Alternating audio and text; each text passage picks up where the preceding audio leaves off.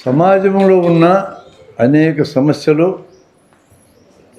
చాలా పెద్దవి ఈరోజు ఉన్నాయి దేశవ్యాప్తంగా. విద్యారంగం బాగలేదు, ఆరోగ్య రంగం బాగలేదు, మహిళలకు భద్రత లేదు, పనులు లేవు జనానికి, రైతులు చాలా దుస్థితిలో ఉన్నారు. వీటన్నిటికీ కారణం పరిపాలించేటోళ్ళే. మనమే కారణం అంటున్నారు కానీ అసలు ఈ దేశానికి రాజ్యాంగం ఉందని, రాజ్యాంగానికి ప్రియాంబుల్ ఉందని, దాంట్లో కొన్ని ఇంపార్టెంట్ పదాలు ఉన్నాయని మనకు ఎవరు నేర్పించారు? రాజ్యాంగాన్ని ఆమోదించిన ప్రభుత్వమే ప్రజలకు నేర్పించి ఉండాలి. నేర్పించలేదు ఈ రోజుకు కూడా. 75 ఏళ్ళు స్వతంత్రం వచ్చినా కూడా పదాల గురించి అర్థమే మనకు నేర్పకుండా పనికి మాలిన వాళ్ళు ఎన్నికైతున్నారంటే కారణం జనం అంటే ఎట్లా? వాళ్ళు పని కట్టుకొని తామే నిరంతరం గెలవడానికి వీలుగా మనల్ని ఎల్లప్పుడూ అమాయకత్వంలో పెట్టినారు. అది ఈరోజు పరిపాలించడం చేసే పని. ఈ సమస్య పరిష్కారం కావాలి అంటే రకరకాల ప్రయోగాలు అనేక మంది చేస్తున్నారు, చేశారు. మాకు తెలిసిన జన విజ్ఞాన వేదికకు తెలిసిన ఒక ప్రయోగం ఏంటంటే, కొత్త జనరేషన్ సృష్టిస్తే తప్ప ఈ సమస్య పరిష్కారం కాదు. టైం పడుతుంది, అయినా న్యూ జనరేషన్ క్రియేట్ చేయాలి. న్యూ జనరేషన్ క్రియేట్ చేయాలి అంటే ఉన్న వాళ్ళలో చేరుకోవాలి. ఇంకెక్కడ మార్గం లేదు మనకి. ఆ ఉన్న వాళ్ళల్లో మనము క్రియేట్ చేయాలనుకుంటే సహకరించగలిగే చోటు విద్యార్థులు మాత్రమే. ఇంకెవరూ మన మాట వినే పరిస్థితి లేదు. కూల్ డ్రింకులు మానేయమని పిల్లలకు చెప్తే వింటారు, వాళ్ళ అమ్మనాన్నలకు చెప్తే వినరు. తల్లిదండ్రులు మార్చడం చాలా కష్టం. ఇప్పుడు పిల్లల్ని, ఈ జనరేషన్ని మనం మార్చగలిగితే 10 ఏళ్ళ తర్వాత వీళ్ళు పెద్దవాళ్ళు అవుతారు, మన పని సులభమవుతుంది. ఇది మాకున్న ఆశ. జన విజ్ఞాన వేదిక దీన్ని ఆశించే మేము ఈ వర్క్షాప్స్ నిరంతరం జరుపుతున్నాం. మీరు ప్రైవేటు స్కూళ్ళల్లో పనిచేసేటోళ్ళైనా, గవర్నమెంట్ స్కూళ్ళల్లో పనిచేసేటోళ్ళైనా, అధ్యాపకులు ఏ దశలో ఉన్నా కొన్ని చోట్ల అధ్యాపకులను తయారు చేసే చోట్లు ఉన్నాయి. డైట్ కాలేజీలు, బిఎడ్ కాలేజీలు. వాటిని నాశనం చేసింది గవర్నమెంట్. ప్రభుత్వ డైట్ని, ప్రైవేట్ డైట్ని పోల్చి చూడండి, ఎలా ఉంటే మీకు అర్థమవుతుంది. ప్రభుత్వ బీఈడి రెగ్యులర్ అటెండెన్స్ ఉంటుంది, రెగ్యులర్ క్లాసులు నడుస్తాయి, అక్కడి నుంచి బయటకు వచ్చే పిల్లల స్థాయి చూడండి. ప్రైవేట్ బీఎడ్ హాజరు కానక్కర్లా, హాజరు వేస్తారు, పరీక్షలు పెడతారు, పరీక్షలు దొంగ పరీక్షలు పెడతారు. వాళ్ళు టీచర్లు అయితే ఏం చేస్తారు? వాళ్ళు ఎవరైనా టీచరే కదా అనిపిస్తుంది. మాకు వైద్యంలో తెలుసు, all India institute of medical sciences Delhi కానీ, చండీగఢ్ కానీ, పాండిచేరి నుంచి కానీ వచ్చిన విద్యార్థులకి, ఇప్పుడు వస్తున్న మెడికల్ విద్యార్థులకి చాలా తేడా ఉంది. కాపీలు కొట్టి పాస్ అయ్యే వాళ్ళకి, డబ్బులు ఇచ్చి పాస్ చేసుకునే వాళ్ళకి, సొంతంగా పాస్ అయ్యే వాళ్ళకి తేడా ఉంది. ఏదో ప్రొఫెసర్లకు డబ్బులు ఇచ్చి మెడికల్ కాలేజీల నుంచి పిల్లలు బయటకు వస్తున్నారు. ఒక్కసారి ఆలోచించండి, వాళ్ళ దగ్గర వైద్యం చేసుకుంటే మీకు ధైర్యం ఉందా? కాపీలు కొట్టి పాస్ అయిన వాళ్ళ దగ్గర, కాపీలు కొట్టి పాస్ అయిన లాయర్ దగ్గరికి మీరు వెళ్తారా? కాపీలు కొట్టి పాస్ అయిన ఇంజనీర్తో మీ ఇంటి బిల్డింగ్ ప్లాన్ వేసుకుంటారా? సర్వత్రా అయిపోయింది అది. రిజల్ట్ ఇవ్వాలా? ప్రైవేట్ మెడికల్ కాలేజీలు వచ్చినాక నాశనం అయిపోయింది వైద్యం మొత్తం. నాశనం. ₹1 ఇచ్చి మెడికల్ కాలేజీలో చేరినోడు ప్రజల మీద ప్రేమ ఉంటుందా? ఆడికి కోటి మీద ప్రేమ ఉంటుందా? కార్పొరేటైజేషన్, అది విద్య కానీ, అది వైద్యం కానీ, దేశంలో కార్పొరేట్లు కానీ వీళ్ళే ప్రజల యొక్క మొదటి శత్రువులు. దాన్ని అరికట్టాలంటే మాకు తెలిసిన ఖచ్చితంగా పనిచేసే మార్గం, ఇప్పటిదాకా మాకు ఉన్నటువంటి అనుభవాలు, ఎవిడెన్సెస్ చెప్తున్నది ఏంటంటే, కొత్త తరాన్ని తయారు చేయాల్సిందే. ఈ దేశం మాది, దీన్ని బాగు చేసుకోవాలి. మేము ఇక్కడి నుంచి ఎక్కడికి వెళ్తాం? దీన్ని బాగు చేసుకోవాలి. కొద్దిమంది కార్పొరేట్లు ఈ భూమి నివాసయోగ్యం కాకపోతే చంద్రమండలం ఇల్లు కట్టుకుంటాం, మంగారు గ్రహాలు కట్టుకుంటాం అంటున్నారు. కట్టుకుంటారు. అంటే ఈ ప్రపంచంలో వివక్షలు పెంచి ఆర్థిక తేడాలు పెంచి సంపాదించి కుప్పలకు పోగేసుకొని వాళ్ళు మాత్రం భద్రంగా బతుకుతారట. బయటికి పోయి మనల్ని లెక్కల్ని పడే సావమంటారు. వాళ్ళు పోనీయకూడదు బయటికి. బతికితే మాతో బతకండి, సస్తే మాతో చావండి. ఈ భూమిని నివాసయోగ్యంగా మార్చుకోవాలని ఆలోచన చేయాలి. కానీ నాశనంగానే ఈ భూమి మేము బయటికి పోయి ఉంటాం, ఏం ఆలోచన ఇది అసలు? ఒక మనిషిగా చేయకూడని ఆలోచన. అలాంటి కార్పొరేట్లు ప్రపంచవ్యాప్తంగా తయారని. నేను పెట్టుబడిదారులు మన శత్రువులు అంటంలా, కార్పొరేట్లే మొదటి శత్రువులు ప్రజలకి. ఇప్పుడు ఆర్టిఫిషియల్ ఇంటెలిజెన్స్ వస్తుంది, అందరం పరిగెత్తున్నాం దానంట. అది వస్తే ఎన్ని లక్షల ఉద్యోగాలు పోతే మీ ఊహకు అందదు. కొద్దిమంది దాంట్లో నిలదొక్కున్న వాళ్ళకి పెద్ద జీతాలు రావచ్చు కాక మిగతా జనమందరూ ఏంది? వీళ్ళందరి సంగతి ఏం కావాలి? కోట్లాది జనం చచ్చిపోయినా పర్లేదా? పుట్టక ముందే అరికెడితే నాకు అభ్యంతరం లేదు, పుట్టిన తర్వాత చనిపోవాలని కోరుకోవడం తప్పు. వాళ్ళందరినీ ఉపయోగించుకోవాలి ఈ దేశం, ఈ ప్రపంచం. పుట్టకముందే జనాభాను తగ్గించుకుంటే వాళ్ళ ఇష్టం అది. ఇంకా ఆ బిడ్డలతో మనకు సంబంధం రాలేదు కాబట్టి మనం భరించగలం. కానీ ఉన్న 800 కోట్ల మందిలో 400 కోట్ల మందిని సరిగా ఉపయోగించుకోవడం చేత కాకపోతే ఈ ప్రపంచం ఏం కావాలి? కాబట్టి మన పిల్లల్ని భిన్నంగా ఆలోచించడం చేయాల్సిన పని మంది. ప్రపంచవ్యాప్తంగా కూడా ఎవడు ఎట్లా పోతే నాకెందుకు, నేను బాగుపడితే చాలు అనే ఫిలాసఫీని తలకెక్కించి పెట్టారు. 1990 is the landmark year in the total world. 1990లో సోవియట్ పతనం జరిగింది. అంటే ప్రజలకు హోప్ ఇచ్చినటువంటి ఒక రాజ్యం ఈరోజున్న కార్పొరేట్ సామ్రాజ్యం దెబ్బకి తల వంచి పతనం అయిపోయింది. లేదు, ఇంకేది లేదు ఆశాజ్యోతి. అక్కడ కూడా మొత్తం కార్పొరేట్ల మయమైపోయింది. చైనా, వియట్నాం, రష్యా అన్నీ కార్పొరేట్ల మయమైపోయింది. కార్పొరేట్లకు దన్నుగా నిలబడేది బ్యూరోక్రసీ, ఉద్యోగ వర్గం. అదో మహాప్రమాదకరమైన వ్యవస్థగా మారిపోయింది అది. వాళ్ళు మన పిల్లలే, కానీ కార్పొరేట్లకు సేవ చేసే వాళ్ళకి మారిపోయినారు, మన కోసం సేవ చేయరు వాళ్ళు. Bureaucracy most dangerous contingent in the society.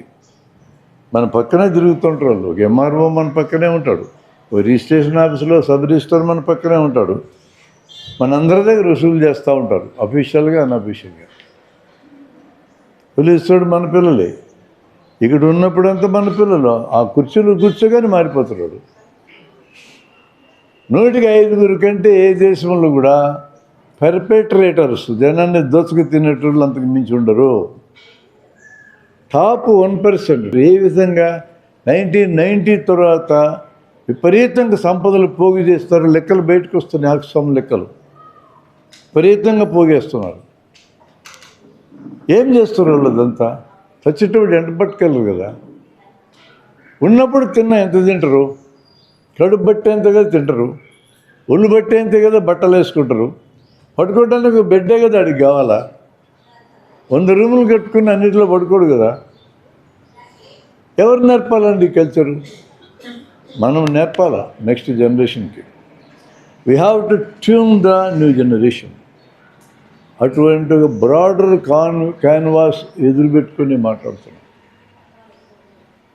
That is why class రూమ్ని ఆకర్షణీయంగా మార్చి పిల్లలు మనం అట్రాక్ట్ చేసి మనం చెప్పదలుచుకున్న మంచి విషయాలు వాళ్ళ దగ్గర పోయేటట్టు చేయడానికి మనం కృషి చేయాల్సిన అవసరం వచ్చింది.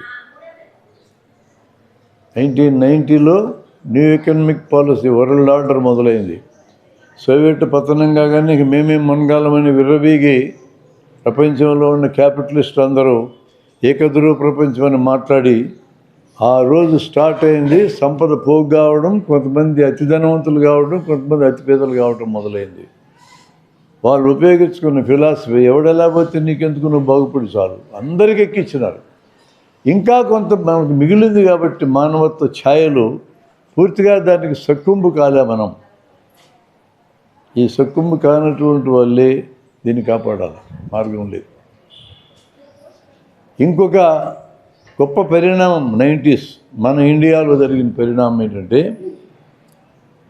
అప్పటిదాకా విద్యార్థి ఉద్యమాల్లో అట్లా పనిచేసినటువంటి మా తరం సైన్స్ను ఆధారం చేసుకుని జనానికి కొత్త చైతన్యం అందించాలనే కార్యక్రమాలు స్టార్ట్ చేశాం. 1987తో స్టార్ట్ చేశాం. మన ఆంధ్రలో 86తో స్టార్ట్ చేశాం. మందులా మారినాయుధాలా, బతకడానికి ఎన్ని మందులు కావాలా, టానికులు దండగా, కూల్ డ్రింకులు దండగా, ఇదంతా ప్రచారం 86లో మనం మొదలెట్టాం. 87లో దేశవ్యాప్తంగా కళాజాతాలు నడిచి భారత జనవిజ్ఞాన జాత అని దేశం మొత్తాన్ని కదిలించాం. 90కి వచ్చేటోడికి అక్షరాస్యత జనమందరికి చదువు ఉండాలని చెప్పి 5 ఏళ్ల పాటు దేశమంతా పనిచేశాం. అద్భుతమైన అనుభవాలు. బహుశా మా తరానికి ఉన్న అరుదైన అవకాశం మాకు వచ్చింది. అప్పుడు దొరికిన వాళ్ళే అనేక మంది మా కార్యకర్తలు. దాని వెంటనే సారా వ్యతిరేక పోరాటం, దాని వెంటనే వాటర్ సైడ్ యాక్టివిటీ, దాని వెంటనే పొదుపు యాక్టివిటీ, మొత్తం 10 ఏళ్ళు ఒక పక్క ప్రపంచాన్ని దారి తప్పించాలనుకునే ఆ వ్యవస్థకు సంబంధించిన వాళ్ళు పనిచేస్తూ ఉంటే పోటీగా ఈ వ్యవస్థలు కూడా తయారైనాయి. ఓవర్ టైం ఆ 10 ఏళ్ళు పూర్తయినాక ఒక స్లంబర్, ఒక నిద్ర అనేది ఆవహించింది ఈ ప్రోగ్రెసివ్ ఎలిమెంట్స్కి. దీంట్లోంచి బయటపడడానికి మార్గం విద్య అనే దాంట్లో దారి దొరకాల్సిందని నిర్ణయానికి వచ్చింది. ఒక చిన్న పరీక్ష మీ అందరికీ నేను పెడతా. ఆ పరీక్ష ఏంటంటే, మీ అందరికీ 10 పదాలు తెలుగు, 10 పదాలు ఇంగ్లీషు డిక్టేషన్ ఇస్తాను నేను. మీ పేర్లు రాయకుండా రాయాల. మనం స్టేటస్ ఎక్కడుంది? ఎందుకంటే భాష రాని పిల్లలకు ఏం సిలబస్ చెప్పినా దండగే. భాష విషయంలో మనం ఎక్కడున్నామో చూసుకుంటే దాన్ని కరెక్ట్ చేసుకుని మెథడాలజీ ఇక్కడే మాట్లాడుకుంటాం. రేపటి నుంచి మీరు మీ పిల్లలతో మీ క్లాసులో ఉన్న పిల్లల యొక్క భాషా సామర్థ్యాలు చెక్ చేస్తారు. ఇమీడియట్గా కరెక్ట్ చేయడం మొదలెడతారు. ఒక వారంలో కరెక్షన్ పూర్తవుతుంది. ఏ బిడ్డ కూడా తప్పులు రాయకుండా మీరు మార్చేయగలరు. ముందు మనల్ని మనం చూసుకుందాం. కరెక్ట్ స్పెల్లింగ్ని మేము తర్వాత రాస్తాం, మీరే దిద్దాలా. దిద్దేది కూడా మేము దిద్దాం. మీరు ఒకరికొకరు చేంజ్ చేసుకొని దిద్దాలి. కంజాయింట్గా జరగాల్సిన పని. ఒకసారి మా మియాకి ఒక టీచరు ఒక ఛాలెంజ్ చేశాడు. టీచర్లకి రాకుండా ఎట్లుంటుంది రాయి, తప్పు లెటర్ రాస్తారు టీచర్లు, తమాషకుని తిట్టినాడు అని. ఇంకా మియాకి తెలుసు ఆల్రెడీ తప్పులు రాస్తాం మనం కూడా అని తెలుసు ఆయనకి. ఏంత పందెం కాసిన టీచరు ఆయనకు 2 పదాలు ఇచ్చినాడు. ఆయన అస్పృశ్యత, అక్షరాస్యత, అంతే. అస్పృశ్యత, అక్షరాస్యత. పందెం ఏంటి వాళ్ళకి? 2 కరెక్ట్ రాస్తే మియా టిఫిన్ పెట్టించాలి ఆయనకి. ఒకడు తప్పు రాసిన ఆయన పెట్టించాలి. 2 తప్పు రాసినాడు, టిఫిన్ పెట్టించాడు. ఆయనకి ఎలా తెలుసు అంటే ఒక పెద్ద ప్రయోగం ఆయనే చేశాడు కనిగిరిలో. Way back to 25 years. జనవిజ్ఞాన వేదికలో యాక్టివ్గా పనిచేస్తున్న జనవిజ్ఞాన వేదిక టీచర్లకి పరీక్ష పెట్టాడు ఆయన. 103కి తెలుగు 10, ఇంగ్లీష్ 10 పదాలు టెస్ట్. ఆ టెస్ట్ రిజల్ట్ని మా ద్రోణాచలంలో మీటింగ్ జరుగుతూ ఉంటే కేఈ ప్రభాకర్ ఎడ్యుకేషన్ మంత్రిగా వచ్చి కూర్చున్నాడు పైన స్టేజ్ మీద. మియా కూడా అటెండ్ అయినాడు. 1000 మంది టీచర్లతో ప్రోగ్రాం. నేను ఆ కనిగిరి రిజల్ట్ చెప్పా, ఇట్లా ఉంది రిజల్ట్ అని. 103 ఎంతమంది కరెక్ట్ రాసి ఉంటారని అడిగా. 50 మంది రాసి ఉంటారు, 20 మంది రాసి ఉంటారు, 100 మంది అని అనలా ఎవరు. అలా అంటుంటే అంత సంఖ్య లేదన్నా నేను. దాన్ని తీసుకొని కొంతమంది టీచర్లు, యూనియన్ల నాయకులు అక్కడ ఉండి అఫెండ్ అయినారు కాబట్టి నేను మేము ముందే కోరుతున్నా, అఫెండ్ కాదు. చూసుకుందాం, మన స్థాయి ఎందుకు చూసుకుందాం, తప్పేం లేదు. అఫెండ్ అయ్యి మధ్యాహ్నం భోజనానికి లేచి ఈయన పట్టుకున్నారు. మీ డాక్టరు పని బాటలు లేకుండా టీచర్లను తిడతాడు, డాక్టర్లు చంపరా మనుషుల్ని? డాక్టర్లు సబ్జెక్ట్ వస్తే చెప్తాను నేను, డాక్టర్లు కూడా చంపుతారని చెప్తాను. నాకేం మొహమాటం. నేను ఒప్పుకుంటున్నా మేము చంపుతామని, తెలిసి తెలియక. మీరు కూడా చంపుతారా? ఒప్పుకోండి మీరు కూడా, అయిపోద్ది కదా అక్కడికి. వాళ్ళు ఒప్పుకోవడానికి సిద్ధపడక నా మీద పడితే మియా చాలా తెలివిగలడు. మా మియా వాళ్ళ తరఫునే మాట్లాడినట్టుండి వాళ్ళకి బొక్క పెట్టాలి. అది కరెక్ట్ అన్నా నువ్వు చెప్పింది. ఖచ్చితంగా డాక్టర్ని అడగాల్సింది. అడుగుదాం. ఎట్లా టీచర్ని అవమానిస్తూ మాట్లాడుతూ, ఏం డాక్టర్ నువ్వు డాక్టర్ అయితే మాట్లాడుతూ తమాషకు నేను అడుగుదాం. అయితే అన్నాడు. అయితే దగ్గర ఉంది ఆన్సర్ అంతా. ఇప్పుడు ఈ 1000 మందికి మళ్ళీ పరీక్ష పెడతానంటే ఏం చేద్దాం అన్నాడు. తలా పేపర్ ఇచ్చి రాయండి అయితే ఇప్పుడు అని 1000 మందిని అడిగితే ఏం చేద్దామని అడిగాను. వెంటనే నాయకుడు అయితే వద్దులే అన్నాడు. అంటే ఆయనకు ముందే తెలుసు ఇంక నా జోలు రాలేవరు. ఈ డేటా మీకు ఎందుకు ఇస్తున్నానంటే, పిల్లల్ని బాగు చేయాలనే కోరికను ఎవరైనా ఆ ముందు బాగుండాలి. మార్గం లేదు. ఇక పిల్లలకి నీతులు నేర్పించాలనుకున్న వాళ్ళు ఏ నీతి నేర్పించదలుచుకుంటే ఆ నీతిలో నువ్వు ఉంటేనే నేర్పగలవు, లేకపోతే నేర్పలేవు. మీ సొంత పిల్లలైనా అద్భుతమైన వ్యక్తులుగా మారాలని మీరు కోరుకుంటే మీరు అద్భుతంగా ఉండాలి. అంతకంటే సులువైన మార్గం భూమి మీద లేదు. బై ప్రీచింగ్ జనం మారరు, బై సీయింగ్ జనం మారుతారు. ఉపదేశాలు ఇస్తే మారరు, చూసి మారుతారు. పిల్లలు మరీ ముఖ్యంగా దే డెవలప్ బై ఇమిటేషన్. పిల్లలకు ఉన్న బేసిక్ క్వాలిటీ చూసి నేర్చుకోవడమే. తినడం మిమ్మల్ని చూసి నేర్చుకుంటారు, మాట్లాడటం మిమ్మల్ని చూసి నేర్చుకుంటారు, ప్రతి ప్రవర్తన మిమ్మల్ని చూసి నేర్చుకుంటారు. మొదటిది ఇల్లే మొదటి స్కూలు, ఇల్లు మొదటి స్కూలు, తర్వాతనే మన విద్యాలయం. ఇల్లు ప్రాపర్గా పునాది వేయగలిగితే విద్యాలయం పని చాలా సులభం. ఇప్పుడు ఇల్లు ఫెయిల్ అయింది. ఈరోజు ప్రేమ అంటే తల్లిదండ్రులకు తెలియదు. అడిగిన వస్తువుల్లో కొనియటమే ప్రేమ అంటే, డబ్బులు సంపాదించి కుప్పలేసేయటమే ప్రేమ అంటే. అక్కడ ఉన్నారు తల్లిదండ్రులు, విచ్ ఈజ్ నాట్ కరెక్ట్. ప్రేమ అంటే తమ పిల్లలు తమ జీవితంలో ఏ దశలోనైనా ఏ ప్రాబ్లం ఎదుర్కొన్నా దాన్ని క్రియేటివ్గా పరిష్కరించుకోవడం నేర్పించడమే ప్రేమ అంటే. It encompasses whole life. వాడు చదువుకునేటప్పుడు బాధలు వస్తాయి, గుర్తుండటం లేదని నాన్న అమ్మ అంటాడు. కొంత వయసు వచ్చినాక ఒక అమ్మాయి అంటే నాకు ఇష్టం ఉంది, ఒక అబ్బాయి అంటే ఇష్టం ఉంది, పెళ్లి చేసుకోవడం లేదా, నువ్వు 1,00,000 కండిషన్లు పెడతావు. మన కులవంలో చేసుకో, ఒకే అమ్మాయి ఉండాలా, డబ్బులు ఉండాలా, ఇల్లు అయితేనే చేసుకో, ఇవన్నీ చెప్తుంటాం. మనం నేర్పిస్తాం వాళ్ళకి, మంచివి కానీ తప్పుడువి కానీ. దాన్ని ఎట్లా పరిష్కరించుకోవాలి సృజనాత్మకంగా నువ్వు నేర్పిస్తే నీ దగ్గరికి రారు వాళ్ళు. నాకు తెలుసు చాలామంది తల్లిదండ్రులు పిల్లల పెళ్ళిళ్ళ గురించి ఆలోచించారు. వాళ్ళే పోయి ఎత్తుక్కున్నారు. ఇది అమ్మాయిని అబ్బాయిని చేసుకున్నా చెప్తే ఓకే అన్నారు, అయిపోయింది. దమ్మిడి ఖర్చు కూడా లేదు, రిజిస్టర్ పెళ్లి చేసుకుని వచ్చినారు. ఇప్పుడు భారీగా ఖర్చు పెడతాం మనం. వాడిని చూసి ఈయన చూసాడు లక్షలు. ఇది అవసరమో కదా వాళ్ళు నిర్ణయించుకునేవాడి. మీకేం పని, ఇద్దాం డిసైడ్. అవి సంపాదించను కదా, కొద్ది ఖర్చు పెట్టంటే అంటారు. నీకు ఇష్టమైతే ఖర్చు పెట్టు, చేతనైతే ఖర్చు పెట్టు. ₹1 ఖర్చు పెట్టదలుచుకోవాలి నా పెళ్ళికి, రిజిస్టర్ ఆఫీసులో చేసుకునేవు. వాళ్ళకున్న క్రియేటివ్ ఇన్స్టింక్ట్స్ అండ్ కెపబిలిటీస్ని వెలికితీయటమే ప్రేమ అంటే. And they shall help them live in a better way, in the way they want to live. Better way and that is the way they want to live. తరాలంతరం అంటారు, తరాలంతరం ఎప్పుడూ ఉంటుంది. మమ్మల్ని మా తల్లిదండ్రులు ఎగతాళి చేశారు, తిట్టారు. మన పిల్లల్ని అట్లే అంటాం, రేపు పొద్దున వాళ్ళ పిల్లల్ని అట్లే అంటారు.